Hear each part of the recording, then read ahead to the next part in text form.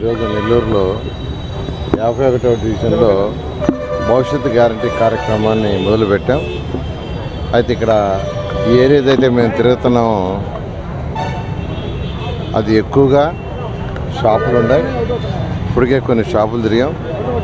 అయితే ఆ షాపుల్లో ఎవరైతే యజమాని కానీ లేదా అక్కడ పనిచేసే వాళ్ళు కానీ లేదా అక్కడికి వచ్చిన వాళ్ళు కానీ వాడి స్పందన అనూహ్యం.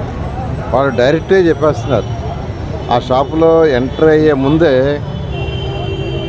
సార్ మీరు ఎందుకు సార్ తిరగటం, ఈసారి మీరే గెలుస్తారు, తెలుగుదేశం పార్టీ వచ్చేస్తుంది రాష్ట్రంలో అని డైరెక్ట్గా చెప్తున్నారు.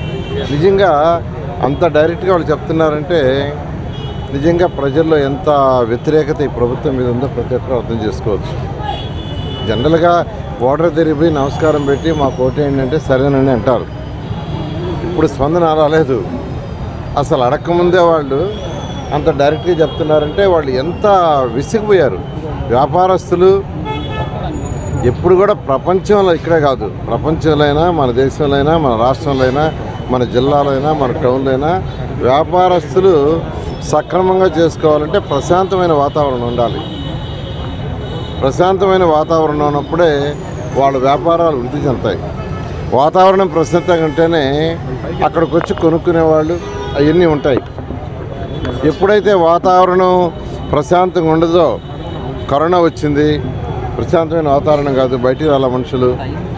అదేవిధంగా ఇక్కడ కొట్లాటలు జరుగుతున్నాయి, ధర్నాలు జరుగుతున్నాయి అంటే రారు.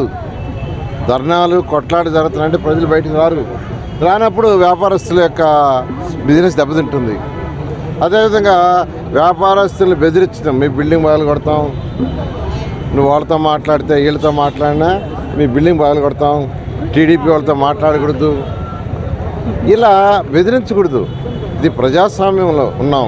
ప్రజాస్వామ్యంలో ప్రతి ఒక్కరికి స్వేచ్ఛ ఉంది, వాళ్ళకి స్వేచ్ఛ ఉంది.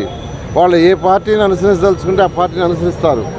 అంతేగాని నువ్వు టీడీపీ పార్టీ అందువల్ల నీకు లైసెన్స్ క్యాన్సిల్ చేస్తాం లేదా నీ బిల్డింగ్ క్యాన్సిల్ చేస్తాం. నిజంగా 7వ డివిజన్లో మా ప్రెసిడెంట్ వేణు ఉన్నాడు.